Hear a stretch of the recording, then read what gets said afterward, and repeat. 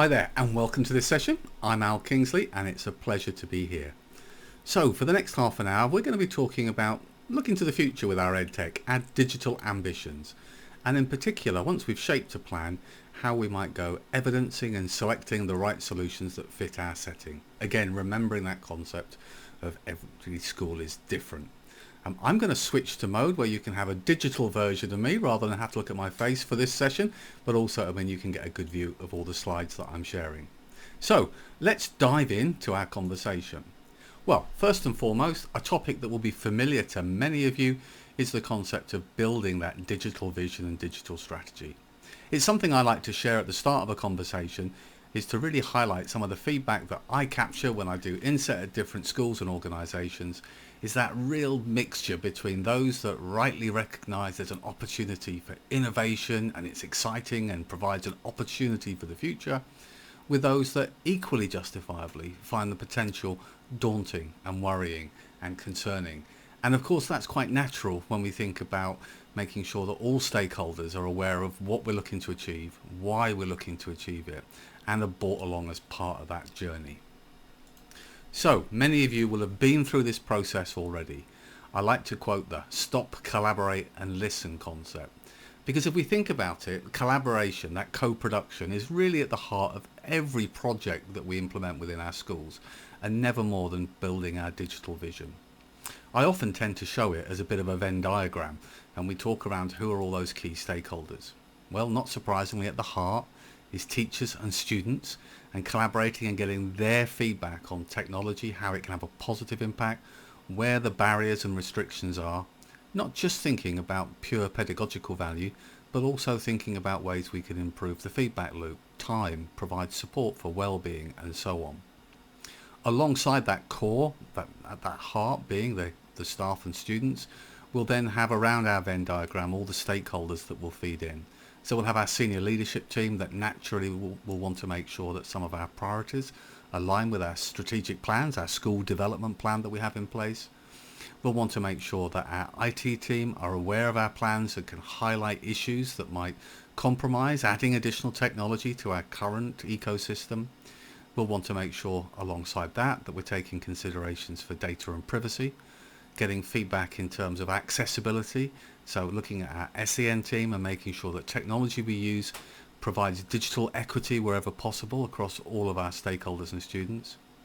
We'll be thinking about talking to our safeguarding lead to make sure any technology or approaches we use that allow our children to have greater access online also provide the right protections to keep them safe in that online experience. That will also feed into the teaching we do around digital citizenship and beyond.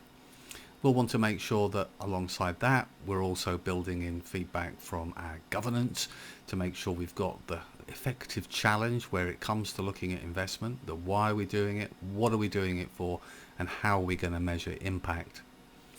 We'll then have the finance team sitting as part of that collaboration, potentially shaping the speed of the journey rather than direction, and then wrapping all the way around that Venn diagram, that virtual Venn diagram, will be that continuous professional development, recognizing that confidence in technology and how to use it effectively and appropriately is often the biggest lever to success or failure of projects.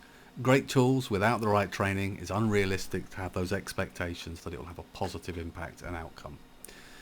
So once we've kind of got voices of those together, we also need to be thinking about the fact that we need to apply and deploy our reflective practice.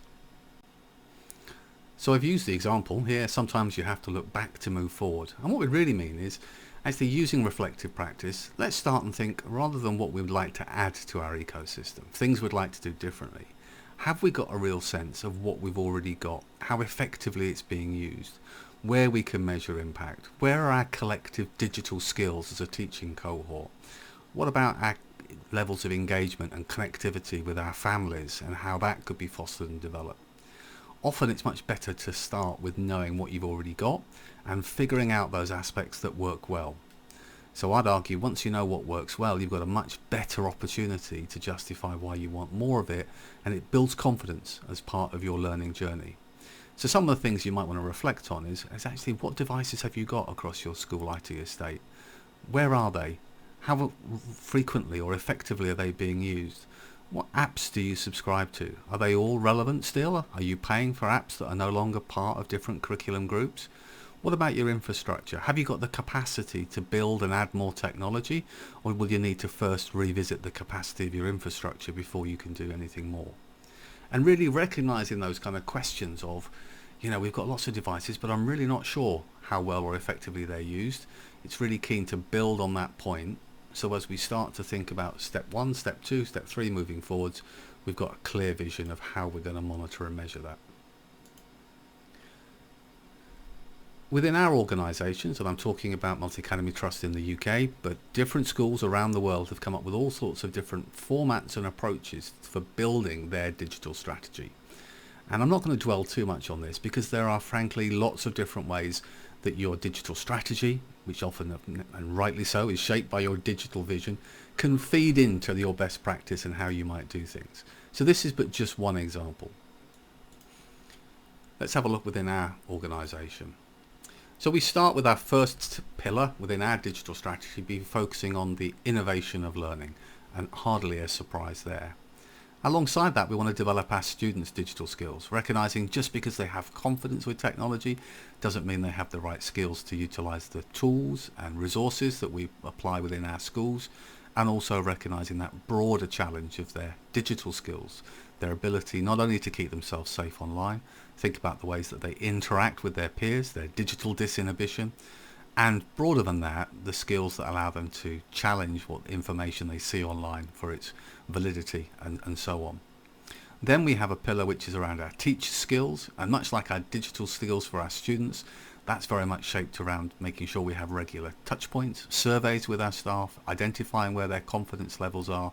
From that confidence levels, it not only helps shape our provision and profile of CPD moving forward, but it also allows us to identify those staff that have real confidence and can be the flag bearers, signposted for staff that if you've got and you're trying or you have concerns with a particular application you're struggling with, these are the go-to people within our organisation that can provide you with support and some real examples of best practice and how to use it. Then we have our technology and infrastructure, really focusing around the bits we've talked about, but including things like data protection, privacy, cybersecurity, and all the other aspects which are really key to making sure we've got that sound platform to build on. Then we have our effective communication and learning the lessons for many schools, whether you've gone the Microsoft, the Google route or whatever, that actually some of the tools and technologies that served us well during the pandemic have a place right now in terms of developing and fostering communication. One of the biggest lessons we learned was actually during the pandemic, we found ways to actually improve the ways that we communicated with our parents and our community. Whether that was more effective use of technology for parent evenings, parent sessions, whether it was about getting greater engagement for our primary learners' families, getting them more involved in the project work and activities children were doing, and around that also making sure we provide provision to help parents feel confident with the technology that their children are using on behalf of the school. And then last and not least, everybody's well-being. It's there rightly as another strand because we've seen the importance and the way that effective use of certain tools can support our more vulnerable learners, our SEND learners, thinking about social, emotional and mental health, those strands where there's that frequency and consistency of having a familiar face both digitally, looking at ways for accessibility, and the bigger picture on well-being. We think strategically. It's something I'll talk about longer, but let's think about staff well-being. Let's think about staff retention and the way that technology can potentially streamline some of the workload for our staff and actually make the jobs more effective. So well-being is a really key strand. Why do we have 6 pillars?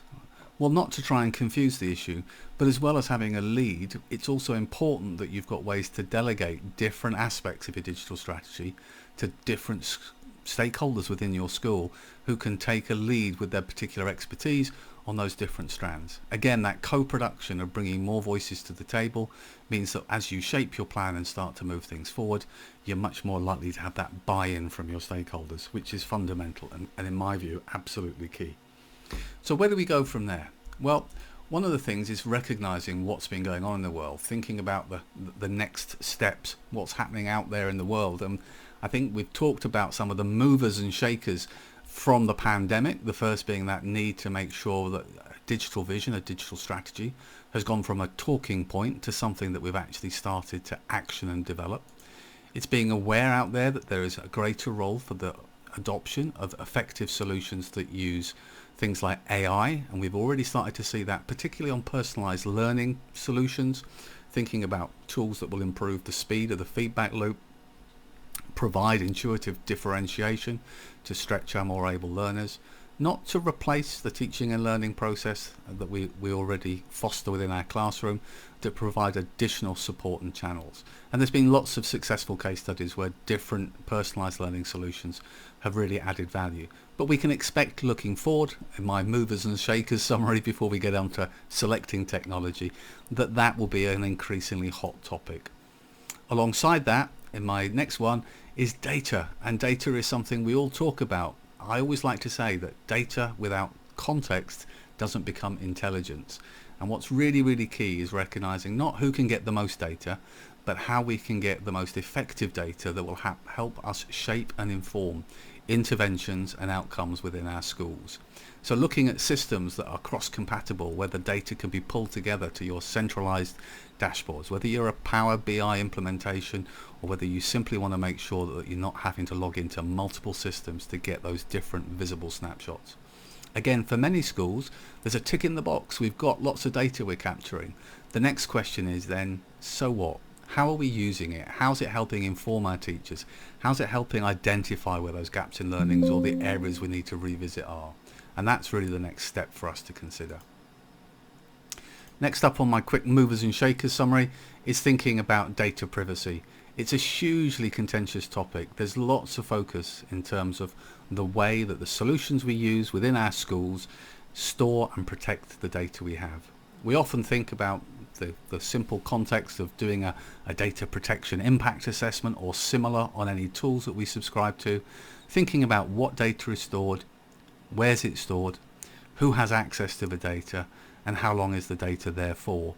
But around that we can shape and form a risk assessment. And you could argue during the pandemic, where there was a bit of an acceleration of we need to find solutions to help mitigate the loss of learning during that period, that maybe in some cases we were quick to adopt solutions without being as thorough as we could be with that data privacy and security aspect. So it's a real reminder that this will become more and more contentious.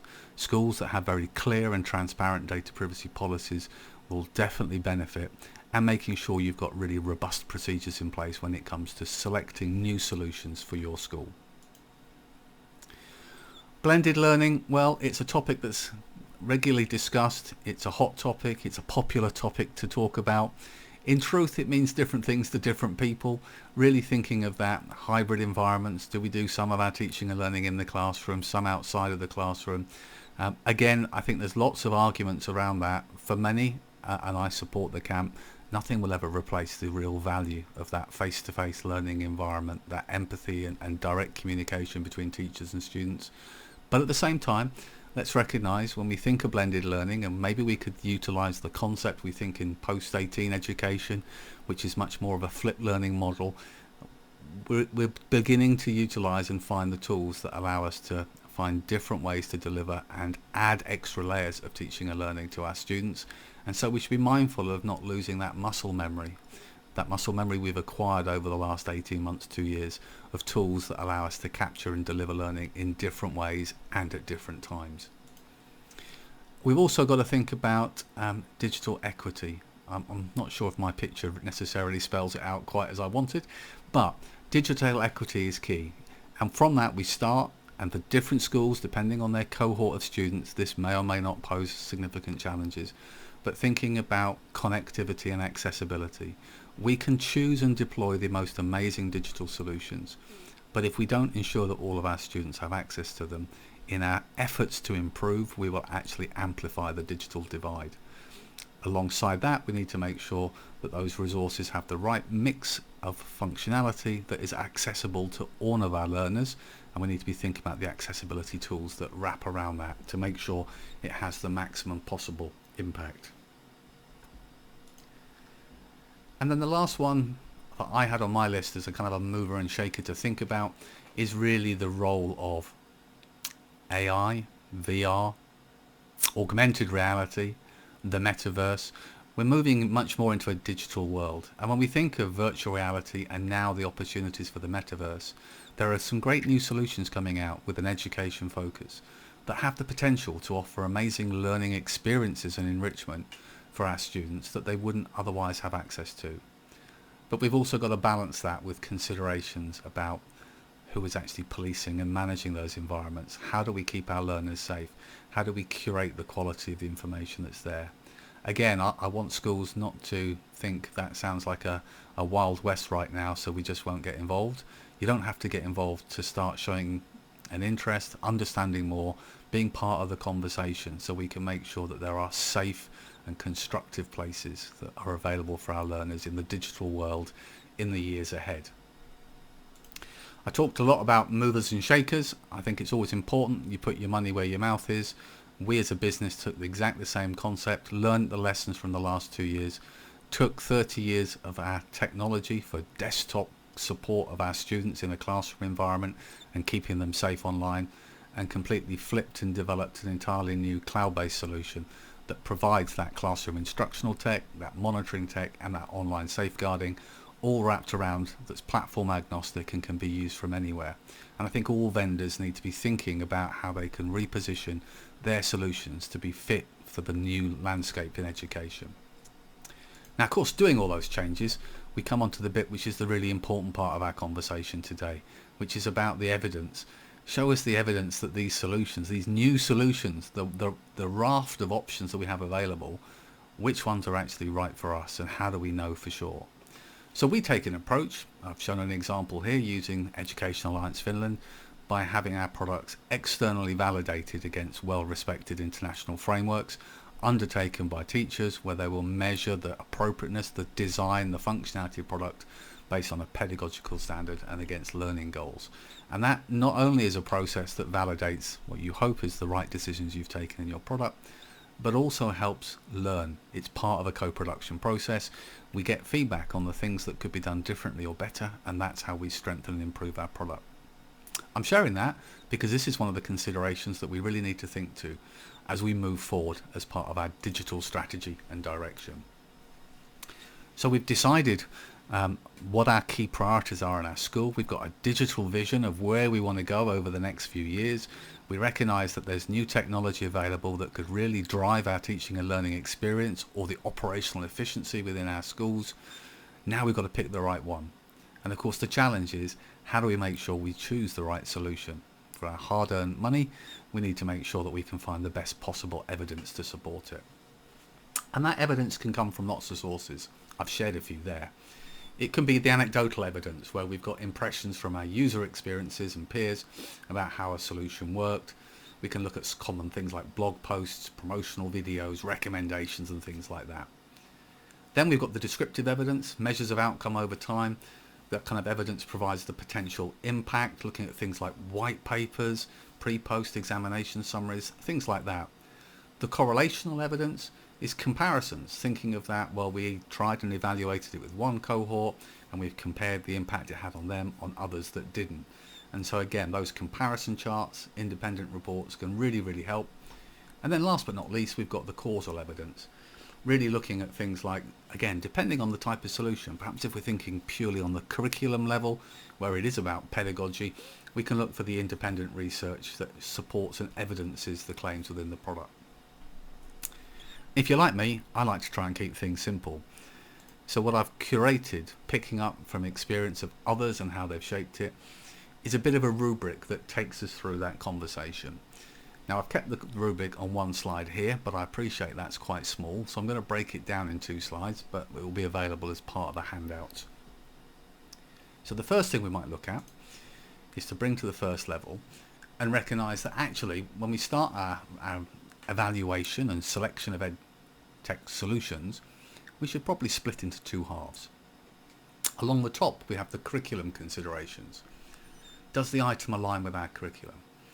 It's a pretty good starter for 10 question, but you'd be surprised how often that is a consideration when we've already invested time and effort with a solution and we really needed to know earlier in the process. Have we got any kind of digital content questionnaire? So have we actually got some questions we want to ask as a checklist to make sure we're picking the right solutions? Have we checked we haven't already got a solution that does pretty much the same thing? And again, it's surprising how many schools will have legacy solutions that do pretty much the same thing. And rather than comparing and contrasting, schools often end up just leaving one product that's being subscribed at cost, no longer used, whilst they replace with something very similar. And then, of course, depending on the nature of the product, that kind of question, do we have an understanding of the instructional purpose of the item? What are we trying to achieve? How are we expecting this to perform within our appropriate setting? Now, in parallel, we can follow on to step 2. And step 2 is thinking of it from a technology perspective. And when we think from a technology perspective, the first thing we want to think about is, will this item effectively work with our current and future devices? And often that's the one that gets overlooked. I'm looking for a solution, I've got some Windows devices, it works on Windows, tick in the box. Have we considered whether it's platform agnostic? Have we considered that if we want to introduce tablets or Chromebooks, that this solution will flex? Or by committing to this solution, are we also restricting our future choices in terms of the devices we put in the hands of our students and staff? So again, making sure we look at the flexibility of this solution is really key. Does it work effectively within our current infrastructure? Are there any requirements, whether it's bandwidth, storage, device minimal specifications, that might make this solution something that isn't particularly practical or scalable within our organisation? Does the item agree alongside our school privacy policy? So we start thinking about privacy, we start thinking about data protection, we start considering, what is this solution? If it's cloud-based, where is the data stored? Is it within our region? Is it somewhere else? Do we have controls over it? Have we undertaken a review to see what information, personal information about our staff or students it stores, and whether we have the right security clearance and reviews of that product? And then we might also want to consider whether the information is rostered through a third party. A bit of an American term. In essence, are we going to have to populate this system with all of our student data, or will it automatically feed through from one of our existing solutions to make sure that it's always current and maintained? Now, if we pass all those checkpoints in terms of our consideration and conversation, we might move on to step 2. And step 2 then is, has the item been vetted by a committee of educators? That's a bit grand, isn't it, really? Have a group of teachers got together and actually reviewed it and had a conversation about the pros and cons of the solution? Has the vendor put down a presentation for the members of that group? Has somebody talked it through, explained the capabilities, the potential of the solution? Have we actually evaluated it in the classroom? Pretty key, and make sure you do evaluate a solution, and if you don't have time, it's not unreasonable to ask for an extension. Anybody who says no, you can't have an extension, you have to kind of question why. The most important thing for any vendor is to make sure the solution is right and fit for the customer. That's how you get good feedback and good reviews. And then alongside that, have we had any feedback from the teachers who evaluated it? Did they come up with any kind of evidence or any indicators as to how it improved, benefited, or met expectations? And then, only then, do you move to the bit about, let's make a recommendation. Let's actually put it through to whoever your lead is, your director of instructional technology, exec director, teacher, whoever has the purchasing decision, as to why you want to acquire the solution, and you've then got that evidence chain. And if we think about those questions to ask to make sure we've got the background evidence, don't forget your PLN, by the way, always a great way to get insights from peers. And we've looked at case studies and we've undertaken our own assessment step by step, following like this rubric, then we have a lot more confidence in the solution that we're actually going to end up utilising within our schools. When it comes to measuring impact, this is really something just to shape as a question and food for thought for you to take away. Are we just measuring impact in the context of student progress and attainment, the traditional measures of success or failure in many regards for how we judge our schools? Or given the lessons we've learned over the last couple of years particularly, shouldn't we be broadening the lens? Not all EdTech is specifically teaching and learning. Actually, lots of it's about how we effectively capture and manage data, communicate in our schools with our parents, the operational efficiencies if we're a cluster of schools that are linked together. We also want to be thinking about what are the current challenges strategically on our schools. So actually, ways to measure the impact of a product or a solution on time saving, on well-being, on productivity, on staff retention. You know, if we can find different ways that can make the role of a teacher, the overheads and expectations on a teacher that little bit easier, if we can save time, we can do things that will actually support productivity, that has a direct impact on whether teachers are able to or want to stick with your school or look to go somewhere else. And I think as senior leaders, we need to be really mindful that not everything in terms of EdTech can simply be a case of, at the end of the year, can you give me any evidence about a change in progress and attainment?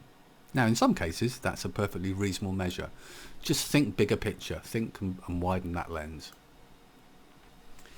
I tried to drop a few try and remembers down. This is a fairly short presentation, but don't always believe the hype about a new solution. Make sure you go out and look for the evidence. Follow some of those questions that I've presented to you there. One of the biggest challenges, again, it depends on your school setting, whether you're a state school or whether you're an independent school, international school, but lack of sustained funding has been at the heart of holding back the use of technology in our schools. We often get bursts of funding or opportunities to embed something, but actually if you want a sustained strategy, you've got to make a commitment now that you're going to fund and replace those devices in 4 years' time, maintain the infrastructure. And I really encourage schools to start thinking about 5-10 year plans in terms of allocating funding to support the long-term embedding of technology within the schools. Don't plan without considering whether you can sustain what you introduce. That's the same thing. We've seen in many schools around the world, certainly in the UK, lots of devices have arrived during the pandemic in schools. 3-4 years from now, when it comes to renewal, there'll be no budget and there are big question marks then. We want to make sure that staff have confidence that if they invest the time and effort to become really proficient and hopefully innovative with technology in the classroom, that it's not something that's going to be taken away again. Again, depends on the context of your setting, and for many of our international school listeners, that won't be necessarily quite the same challenge. Big brands don't always guarantee the safest investment. Now that might seem like a fairly obvious one, but recognise that actually some of the best products, some of the most innovative solutions come from educators, people out of the classroom, innovative startups, innovative smaller SME businesses. It's not just the biggest brands that equal the best solutions. Also just remember that much of what we consider as new isn't. Most things are an evolution of things that we've already done before. So always make sure you use your PLN to kind of identify other solutions and a trajectory of products that you're looking at. And again, speak to your peers or ask vendors for evidence of success and impact. The last one I'd add to the list, it's not a race. There's not a measure of which schools have been best with their digital by who's got the most. In fact, some of the most successful are the ones that haven't set themselves too steep a target, but have just looked at some key building blocks and focused on getting those really well embedded and looking at different ways to measure the impact, and recognise that with that confidence and confidence using those tools, they'll set a much more stable long-term foundation for adding additional layers of technology down the line. This is a really brief presentation. I wanted, with the window opportunity, just to share a bit of food for thought, really about things to think about when you start looking at different solutions that can add to your existing teaching and learning and your broader school infrastructure. It's always a pleasure to talk with the Teach Middle East team and audience. I'm Al Kingsley. Please feel free to reach out and connect with me on social media. Always happy to have a chat with like-minded people, share ideas and insights. And I wouldn't be using the opportunity if I didn't mention there's a couple of bright orange and yellow books there that might also be of interest and support part of your journey. Thank you as always, and I hope you have a really good event. Take care.